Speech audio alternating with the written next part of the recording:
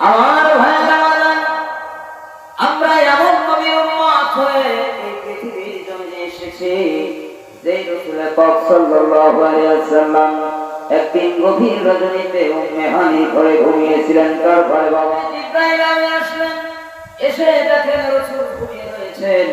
আল্লাহ রাব্বুল আলামিন ডাক দিয়ে বলে, জিবরাইল তুমি আমার হাবিবুল্লাহ নবীজিকে ঘুম থেকে ডাক দিও না, আমার হাবিবুল্লাহ নবীজির ঘুমের মধ্যে ডিস্টার্ব করবে না। আমার হাবিবুল্লাহ নবীজির কদমের মধ্যে তোমার রূহানি জিহ্বা দ্বারা, আমার হাবিবুল্লাহ নবীজির কদমের মধ্যে তোমার জিহ্বা দ্বারা বসতে শুরু করো। জোরে করেন না সুবহানাল্লাহ। আদি পিতা আদম আলাইহিস সালাম থেকে শুরু করে আমি নবী পর্যন্ত সমস্ত নবী রাসূলের কাছে আল্লাহ পাকের পক্ষ থেকে তুমি ওহী নিয়ে এসে প্রচার করো, ওহী নিয়ে এসে পৌঁছায় দাও।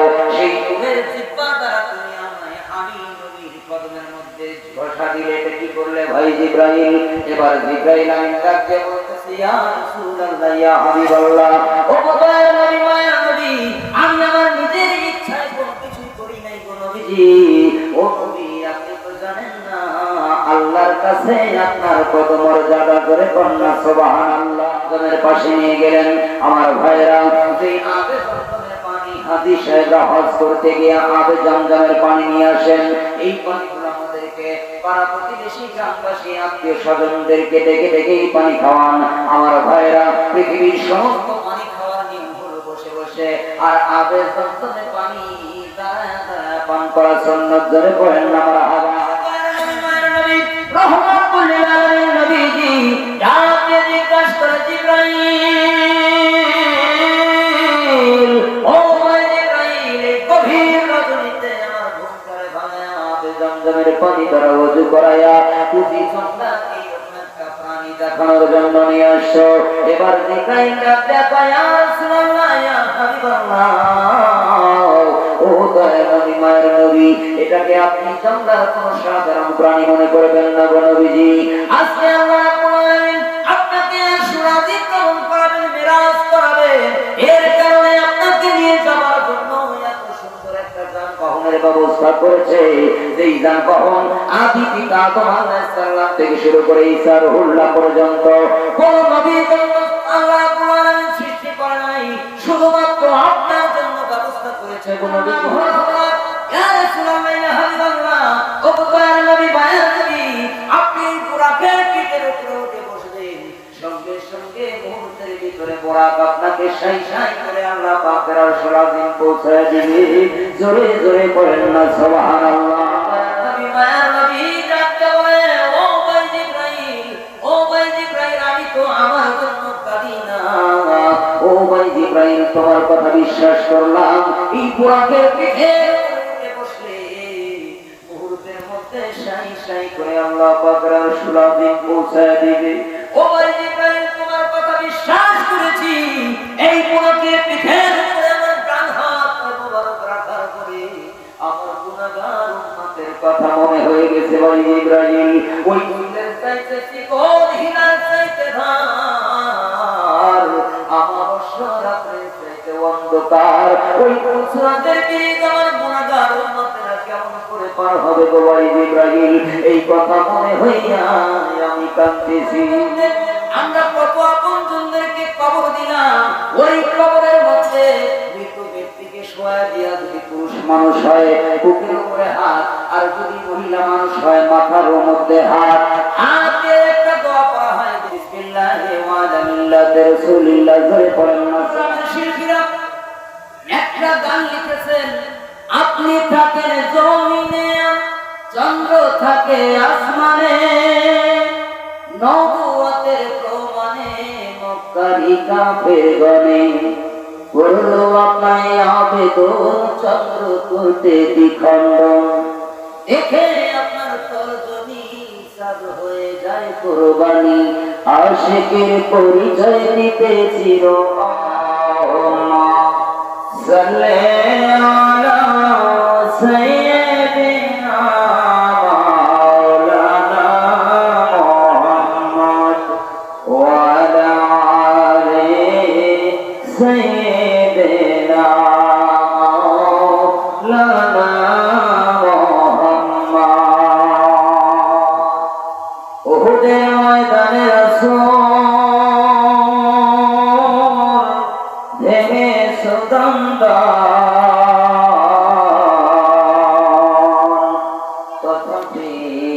রেখেছো এ জমিনে ইসলাম। ভুলে গেছি মোরা সে রাসূলের বিধান, ভুলে গেছি মোরা আল্লাহর কোরআন, নামেতে শুধুই মুসলমান। আল্লাহুম্মা সাল্লি আলা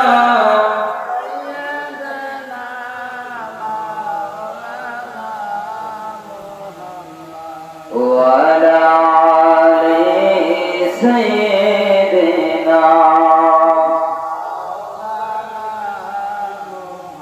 আলহামদুলিল্লাহ,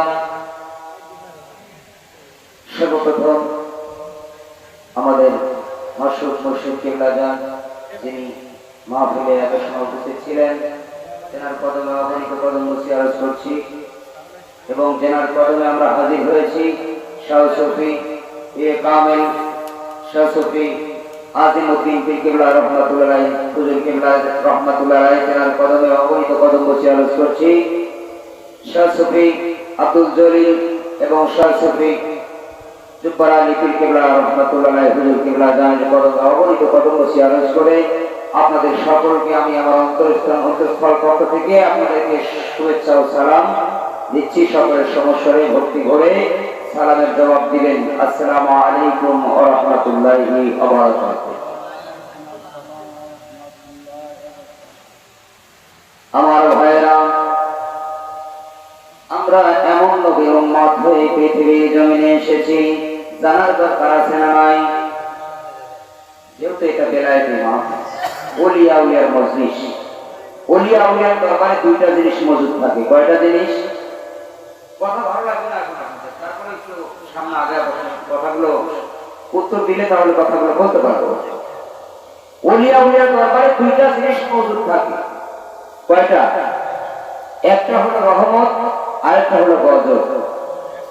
আমরা দূর দূরান্ত থেকে আসছি, অবশ্যই ওলিয়া উলিয়ার সুহানি ফায়েজ বরকত রহমত নেওয়ার জন্য আসি, ঠিক কিনা বলে? আমার ভাইরা, আমরা এমন নবীর উম্মত হয়ে এই পৃথিবীর জমিনে এসেছি, যে রাসূল পাক সাল্লাল্লাহু আলাইহি ওয়াসাল্লাম একদিন গভীর রজনীতে উম্মে হানির ঘরে ঘুমিয়েছিলেন। তার ঘরে বাবা উম্মে হানির ঘরে ঘুমিয়েছিলেন। রাসূলের 11 জন স্ত্রী। কয়জন বাবা?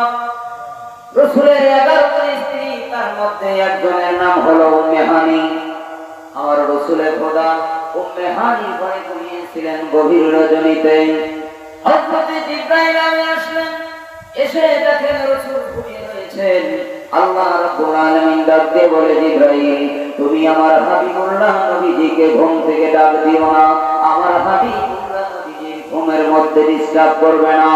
আমার হাবিবুল্লাহ নবীজির কদমের মধ্যে তোমার নুরানি জিহ্বা দ্বারা, আমার হাবিবুল্লাহ নবীজির কদমের মধ্যে তোমার জিহ্বা দ্বারা বসতে শুরু করো। জোরে করেন না সুবহানাল্লাহ। আমার ভাইরা বাজান, হযরত জিবরাইল আমিন তেনার নুরানি জিহ্বা বের করে আমার আপনার দয়ার নবী মায়ের নবীর নূরের কদমের মধ্যে জিহ্বা দিয়ে বসতে শুরু করলেন। জোরে করুন সুবহানাল্লাহ। রাসূলের ঘুম ভেঙে গেল। ঘুম থেকে উঠে রাসূল আমার ডাক দিয়ে ঠিক বলতেছে, ভাই জিবরাইল, ও ভাই জিবরাইল, এইটা তুমি কি করলে? ও ভাই জিবরাইল, আদি পিতা আদম আলাইহিস সালাম থেকে শুরু করে আমি নবী পর্যন্ত সমস্ত নবী রাসূলের কাছে আল্লাহ পাকের পক্ষ থেকে তুমি ওহী নিয়ে এসে প্রচার করো, ওহী নিয়ে এসে পৌঁছায় দাও। সেই নূরের জিহ্বা দ্বারা তুমি আমায় আমি নবীর কদমের মধ্যে বসা দিলে। এটা কি করলে ভাই জিবরাইল? এবার জিবরাইল আমিন ডাকতে বলতেছে, ইয়া রাসূলুল্লাহ, ইয়া হাবিবাল্লাহ, ও দয়ার নবী মায়ের নবী, আমি আমার নিজের ইচ্ছায় কোনো কিছু করি নাই গো নবীজি। ও নবী, আপনি তো জানেন না আল্লাহর কাছে আপনার কত মর্যাদা। করে কন্যা সুবহানাল্লাহ। আমার ভাইরা বাজান, জিবরাইল ডাকতে বলে, ইয়া রাসূলুল্লাহ, ইয়া হাবিবাল্লাহ, আমার নিজের ইচ্ছায় কোনো কিছুই করি নাই। যা করেছি আল্লাহ পাক যেইভাবে আমাকে আদেশ করেছেন, ঠিক সেইভাবে আমি আপনাকে ঘুম থেকে জাগ্রত করেছি। এবার রাসূল আমার উঠে যখন বসলেন হযরত জিবরাইল আমিন আমার আপনার দয়াল নবী মায়ের নবীর ডান হাত মোবারক ধরে টানতে টানতে আবে জমজমের পাশে নিয়ে গেলেন। কার পাশে নিয়ে গেলেন বাবা? আবে জমজমের পাশে নিয়ে গেলেন। আমার ভাইরা, সেই আবে জমজমের পানি হাজী সাহেবরা হজ করতে গিয়ে আবে জমজমের পানি নিয়ে আসেন। এই পানিগুলো আমাদেরকে পাড়া প্রতিবেশী গ্রামবাসী আত্মীয় স্বজনদেরকে ডেকে ডেকে এই পানি খাওয়ান। আমার ভাইরা, পৃথিবীর সমস্ত পানি খাওয়ার নিয়ম হলো বসে বসে, আর আবে জমজমের পানি দাঁড়ায় দাঁড়ায় পান করা সুন্নাত। ধরে পড়েন না মারহাবা। হযরত জিবরাইল আমার আপনার নবীজিকে টানতে টানতে আবে জমজমের পাশে নিয়ে আসলেন। জিবরাইলের নিজের হাত দ্বারা আমার আপনার দয়ার নবী মায়ের নবী রহমাতুল লিল আলামিন নবীজিকে নিজের হাতে ওযু করালেন। ওযু করানোর পরে ওইখান থেকে আমার আপনার দয়ার নবী মায়ের নবীকে খানায়ে কাবার পশ্চিম, খানায়ে কাবার পূর্ব উত্তর কোণার 150 মিটার দূরে নিয়ে এসে দাঁড় করলেন। আমার আপনার দয়ার নবী মায়ের নবীর সামনে তাকায় দেখে একটা ঘোড়া নয়, গাধা নয়, এমন একটা জন্তু দাঁড়িয়ে আছে। জোরে কন্যা সুবহানাল্লাহ। আমার আপনার দয়ার নবী মায়ের নবী রহমাতুল লিল আলামিন নবীজি ডাকে জিজ্ঞাসা করে, জিবরাইল, ও ভাই জিবরাইল, এই গভীর রজনীতে আমার ঘুম করে ভাঙায়া আবে জমজমের পানি দ্বারা ওযু করায়া তুমি তোমরা এই একটা প্রাণী দেখানোর জন্য নিয়ে আসছো। এবার জিবরাইল ডাকে, ইয়া রাসূলুল্লাহ, ইয়া হাবিবাল্লাহ, ও দয়ার নবী মায়ের নবী, এটাকে আপনি জঙ্গলার কোন সাধারণ প্রাণী মনে করবেন না গো নবীজি। আজকে আল্লাহ রাব্বুল আলামিন আপনাকে সুরাজি গ্রহণ করাবেন, মিরাজ করাবেন। এর কারণে আপনাকে নিয়ে যাওয়ার জন্য এত সুন্দর একটা যানবাহনের ব্যবস্থা করেছে। যেই যানবাহন আদি পিতা আদম আলাইহিস সালাম থেকে শুরু করে ঈসা রুহুল্লাহ পর্যন্ত কোন নবীর জন্য আল্লাহ রাব্বুল আলামিন সৃষ্টি করে নাই, শুধুমাত্র আপনার জন্য ব্যবস্থা করেছে গো নবীজি। এটার নাম হলো বুরাক। এটার নাম হলো বুরাক। ইয়া রাসূলুল্লাহ, ইয়া হাবিবাল্লাহ, ও দয়ার নবী মায়ের নবী, আপনি বুরাকের পিঠের উপরে উঠে বসলেন।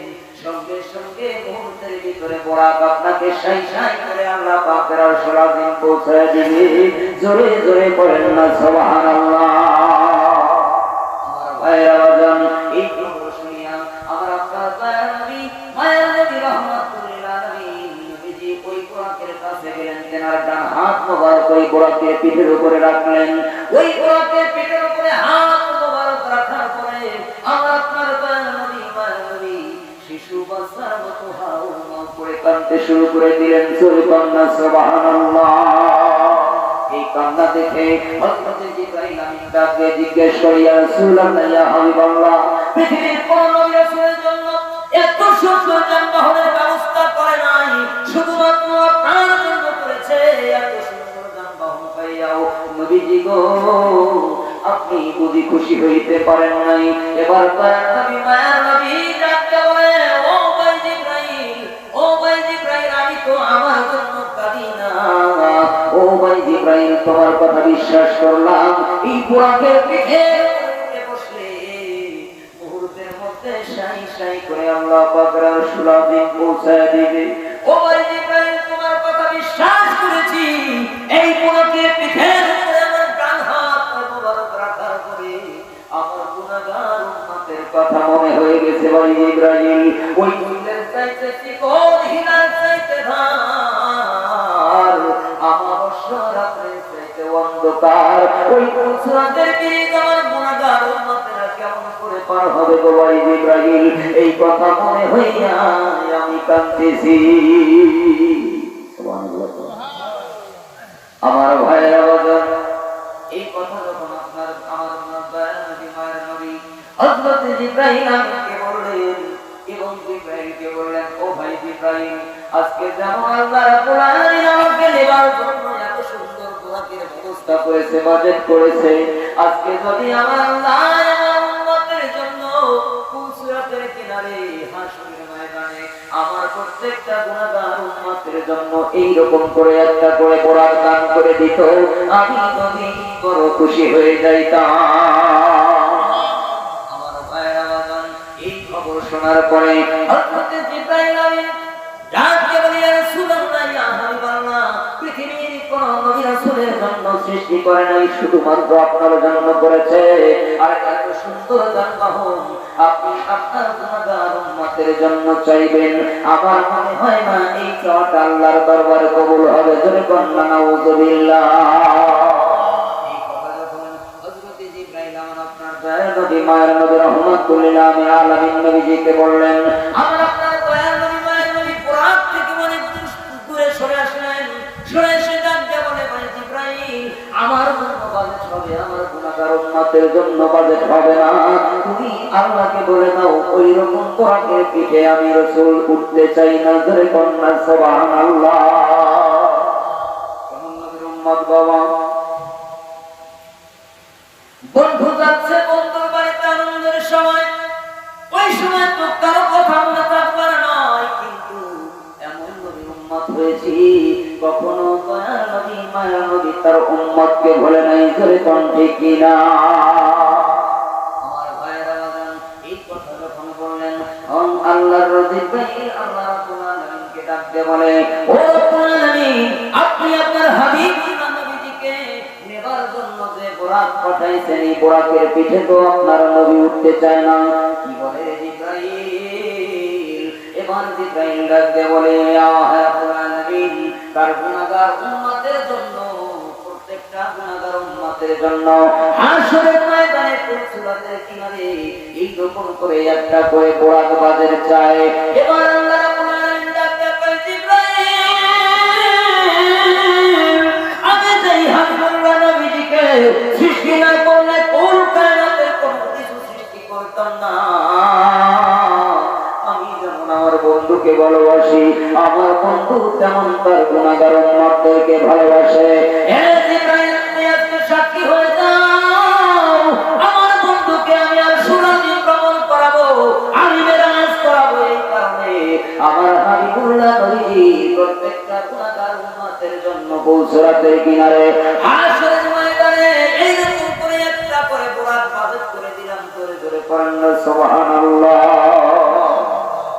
আমার ভাইরা বাজান কি আলোচনা করবো আপনারা শুনবেন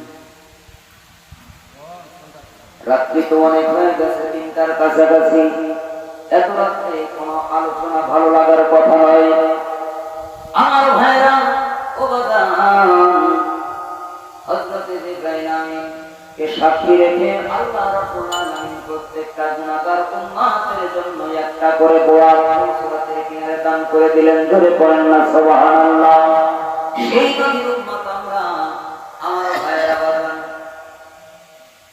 আমার ভাইরা অনেক আলোচনা করার ইচ্ছা ছিল সাজাইছিলাম কিন্তু অনেক রাত হয়ে গেছে আলোচনা করার মতো কন্ডিশন নাই আমার ভাইরা বাজান আমরা যে মুরিদ হয়েছি এই মুরিদ হওয়ার ব্যাপারে জিকির কেন করতে হবে জিকির করলে কি লাভ এটা একটু বলবো আমার ভাইরা বাজান আমরা যারা জাকির হয়েছি যেমন সরকারের কিছু খাস খাস পরামর্শ আছে না নাই বাবা এই যে ঈদের মধ্যে সমস্ত অফিস আদালত ছুটি সমস্ত অফিস আদালত গুলো ছুটি কিন্তু কিছু কিছু বাহিনীকে ছুটি দেওয়া হয়নি জোরে কোন ঠিক কিনা এরা হলো সরকারের খাস গোলাম এরা আমরা ঈদের ছুটিতে বাড়িতে গেছি আমাদের রাস্তায় রাস্তায় পাহারা দিতে ঠিক কিনা বলেন এইরকম ভাবে আল্লাহ রাব্বুল আলামিনের কিছু খাস বান্দা আছে এই খাস বান্দা আল্লাহ রাব্বুল আলামিনের প্রকৃত পছন্দের বান্দা হলো জাকিরিন বান্দা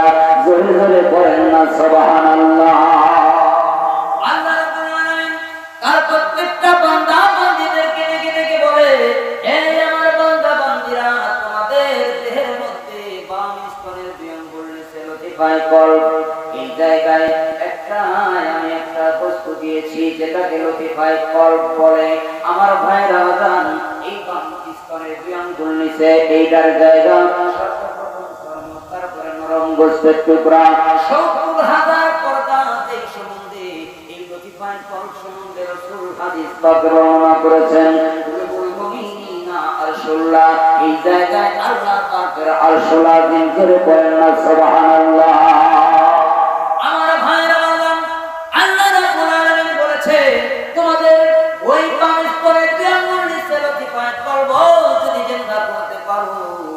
তুমি ইন্তেকালের পরে তুমি জিন্দা করে পড়েন না সুবহানাল্লাহ।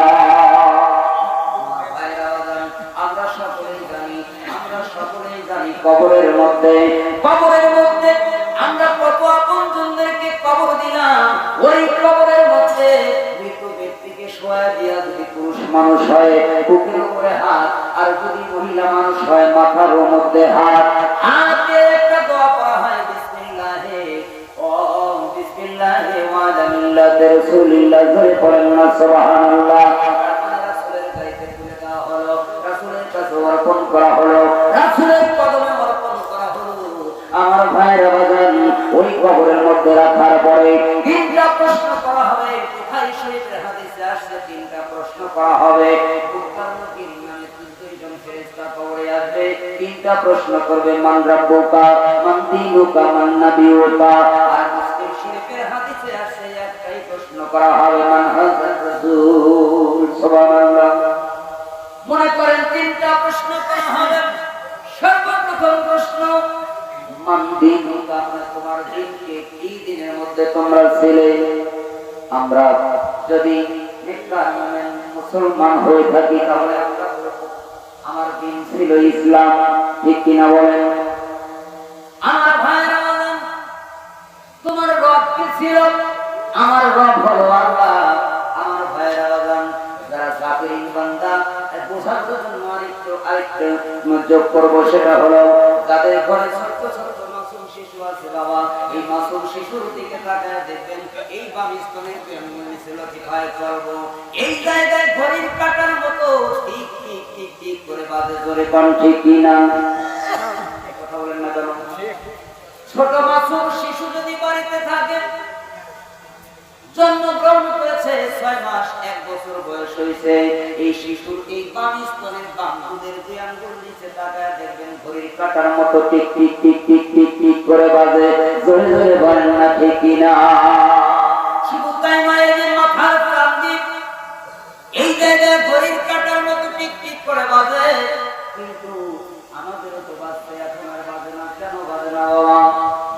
আমরা আল্লাহর হুকুম রাসূলের সুন্নাতের ইত্তেবা করার কারণে। কি বাবা? আল্লাহর হুকুম রাসূলের সুন্নাতের ইত্তেবা করার কারণে এই জায়গায় শয়তান বসে পেশাব পায়খানা করে এই জায়গাটা নোংরা করে ফেলেছে। এই জন্য এই জায়গায় আর আল্লাহর জিকির হয় না, জোরে জোরে কোন ঠিক কিনা? আমার ভাইরা বাজান, আপনারা সকলেই জানেন, শুনেছেন, এখন শিক্ষিত সমাজ সবাই জ্ঞানী। আমার ভাইরা বাজান, জ্ঞানীদের দিয়ে কথা বলা অত্যন্ত মুশকিল। আমার ভাইরা বাজান, আপনারা সকলেই আলোচনা শুনেছেন, আল্লাহ চাঁদের দিকে ইশারা করে চাঁদকে 2 টুকরা করেছিল, জোরে কোন ঠিক কিনা? শুনছেন না বাবা? এই প্রসঙ্গে চট্টগ্রামের শিল্পীরা একটা গান লিখেছেন, বলবো এখন? বলবো? এমনি তো লোক নাই, আপনারা যদি কথা না বলে ফেলেন বাবাদের সাথে কথা বলা যায়। চট্টগ্রামের শিল্পীরা একটা গান লিখেছেন, আপনি থাকেন জমিনে, চন্দ্র থাকে আসমানে, নবুয়তের প্রমাণে মক্কারি কাফের গণে করলো আপনায় আবেদন, চন্দ্র করতে দ্বিখণ্ডন, দেখে আপনার তর্জনী চাঁদ হয়ে যায় কোরবানি, আশিকের পরিচয় দিতে চির অমান হয়ে যায়। মারহাবা বলবেন আমার ভাইরা বাজান। এই শাহাদাত আঙ্গুল দিয়া আল্লাহ রাসূল ওই চাঁদকে 2 টুকরা করেছিল। আমার ভাইরা বাজান, ওই শাহাদাত আঙ্গুলের পাওয়ার এখন আছে না নাই? আছে। বিশ্বাস হয়? বিশ্বাস হয় বাবা? ওই শাহাদাত আঙ্গুলের পাওয়ার এখন আছে। কারণ আল্লাহ কুরআন আলামিন বলেছেন, খাতামুন নবীয়্যিন, আমার হাবিবুল্লাহ নবীর পরে আর কোন নবী এই পৃথিবীর জমিনে আসবে না। সেহেতু রাসূল পাক সাল্লাল্লাহু আলাইহি ওয়াসাল্লাম বলেছেন, আল উলামা ওয়ারাসাতুল আম্বিয়া, আমি নবীর পরে যে সকল আলেম ওলামা আসবে তারা হবে আমি নবীর ওয়ারিস। ধরে ধরে কন্যা ঠিক কিনা? আমার ভাইরা বাজান, সেই আল্লাহর